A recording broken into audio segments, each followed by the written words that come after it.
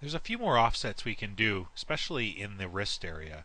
If I look at the left wrist, it should be grabbing the character's left thigh or around the pelvic region, but it's not. It's sort of dangling loosely at the character's side. So to fix that, I'm going to use some position offsets in the wrist.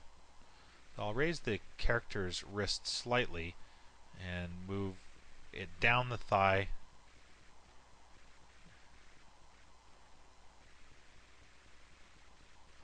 We'll say something like that.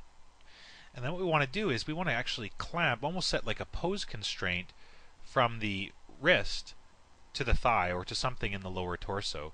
So we can actually clamp the object, which is basically like setting a pose constraint, and we can choose a clamp target to apply it to. At the moment, if I clamp, it just clamps to global space. It clamps in position, and I don't really want that, although this can be useful for animation functions.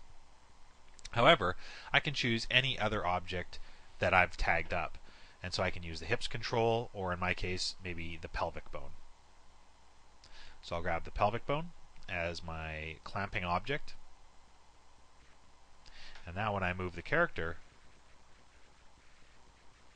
we get the character sort of hanging on to the left thigh there. So again, that's another nice behavior. If I was to turn that off, that arm kind of drifts just a little bit too much.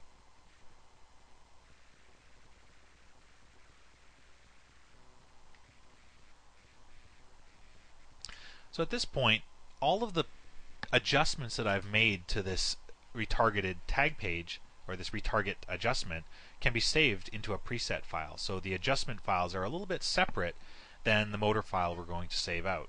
So I'll save a preset. And the adjustment file, again, I'm going to store in my exercise 7 training project. And I'm going to call this one, I'm going to make a new folder, and we'll call this one the motor adjustment files. And I'm going to call this one Malcor's Run Limp.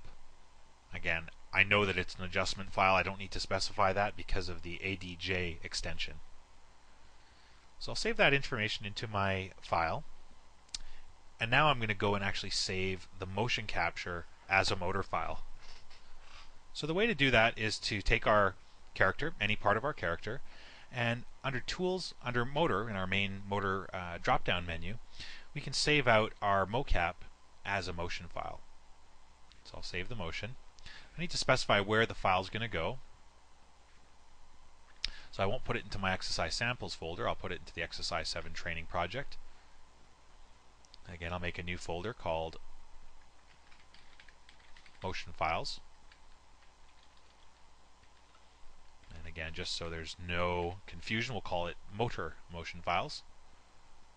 And it seems that I've actually built that folder in my actions, so I'll actually delete it from there and build it actually in the training project.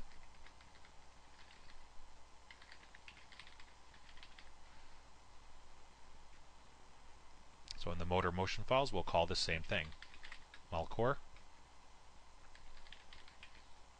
Run Limp. So I'll specify my start and end frame, and we have a start and end frame of 1 to 58. So I'll save off the file, which is actually saving it into that motor format and allowing me to reapply it anytime I need now. So a simple one-click process or a two-click process. So let's look at how we would reapply this motion file to a completely clean character. I'll close down everything and just do one last playthrough to make sure everything's working well. Again, if I play back one more time, that looks like a pretty injured Malcor character. I guess playing with all those weapons is finally starting to catch up.